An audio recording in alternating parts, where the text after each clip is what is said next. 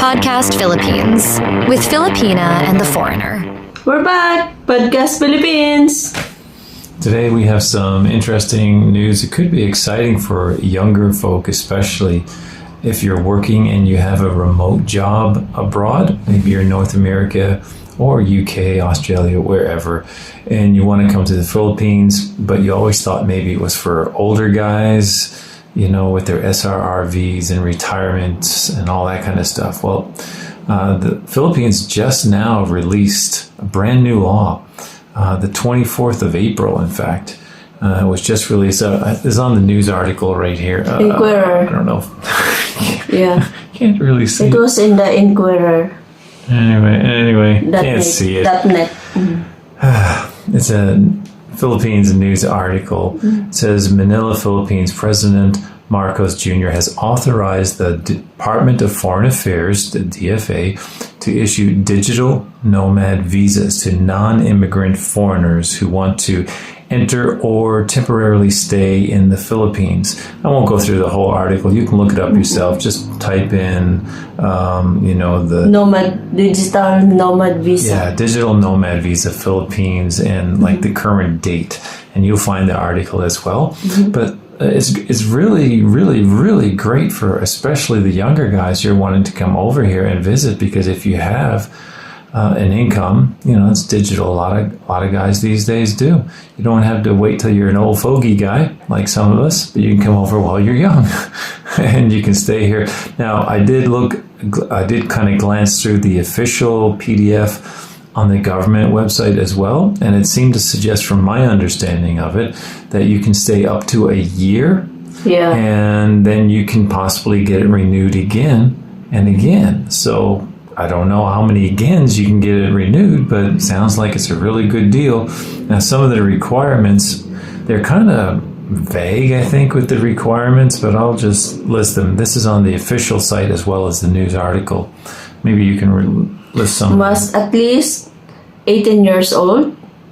Must show proof of remote work using digital technology and enough income generated outside the Philippines. And that there is questionable, like how much is enough? Mm-hmm. They don't seem to, at least with this article, and when I looked on the PDF on the government website, it didn't specify an amount. So when they say enough, what's enough? Yeah. Maybe more than $1,000 something. Must have no criminal records.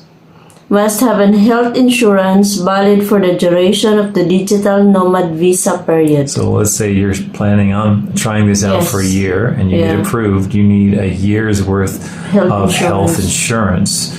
Don't know how much exactly a year's worth costs. Do you have any idea? No, because our healthcare here is different from the outside Philippines. Yeah, so I guess depends on the plan you get and so on and so forth. But anyway, you need that for the duration of your nomad visa. Must be a citizens of a country that offers a digital nomad visa to Filipinos and where the Philippines has a foreign service post. Okay, so I guess that's like most countries, like what we're used to, like North America and UK and Australia. I guess that's what that means, right? Those kinds of countries, I think. Yeah. And must not pose a threat to the internal or external security of the Philippines. You are not spy. Make sure you're a good boy or a good girl. Must not be employed in the Philippines, of course. Yeah, obviously, because it's a digital nomad visa, so you're working remotely.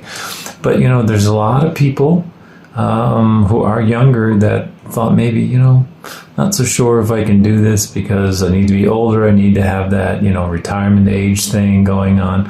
But a lot of countries are opening up, of course, with the digital nomad visa. So maybe they're going to different countries, like I think Spain and a lot of places got the digital nomad visas. But some of them, because when I've researched it before, some of them have like a very high threshold of income that's needed. So like you need to make a really high income before they'll accept you as a digital nomad. Now here it just says you must have enough. So that's I don't know how much the enough. If you know what the enough is, put it in the comments So I guess the article is kind of hot Yeah. off the press because it's literally just a day or so ago. Basically, brand new news just popped up in our news feed. We just thought, in case you didn't hear of it, and especially if you're a younger guy or girl coming over here, you're going to want to probably take advantage of it, because now it's not just some other countries that you might be used to, but the Philippines, and the Philippines has a pretty good cost of living here. So if you've got a digital nomad visa and your income is pretty good, like a North American income, for example, and you come here, you can live pretty nicely depending on how Yeah. you live. So The fact that you can, you're not going to go in the immigration every 2 months, that's pretty good. yeah, and again, we're not really sure how all the details of this works. Maybe we'll have to try to get some more information on the details. Like, I wonder, can you get this? Like, we just did our visitor immigration just again recently at GRC, which, if you didn't watch one of our latest videos about that, please go do it, because they are phenomenal service. And but we did, the usual kind of visitor type of extension.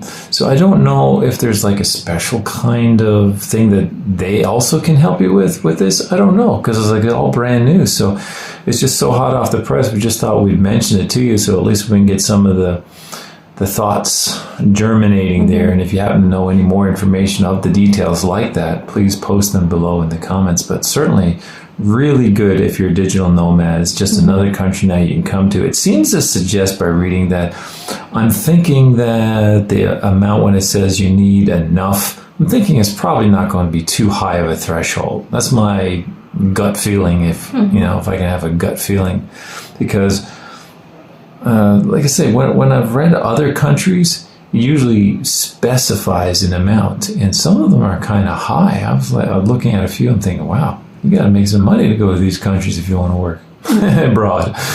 But it just says enough here. So, and you said maybe 1,000. You could be right. Maybe 2,000. Maybe, I don't know. $2,000, I guess, because you have to, especially if you want to choose expensive city here in the Philippines, so you have to have a good income, like more than $2,000.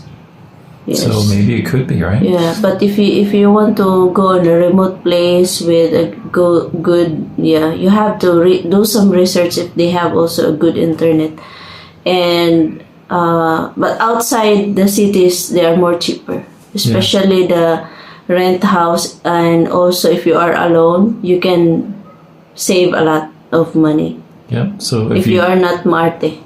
yeah, that means too particular. Yes. So if you do plan on trying to, come for this digital nomad, as Mahal mentioned here about the internet, make sure you come to probably one of the solid cities like Manila or Cebu or Davao, where the internet is pretty stable. Yes. I don't think you'll have too much trouble, if at all, any trouble. But if you go outside, you Or want to... Pampanga. Because Pampanga, there's a military base there. There too. But if you go outside these areas, make sure you got Starlink strapped to your back.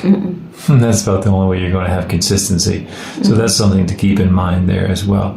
But anyway, we don't want to prolong this video. Just came across as the news popped up. I'm like, wow, that's pretty cool. And like a lot of countries are opening up that way, but now the Philippines has opened up, and it's brand new news, hot off the press.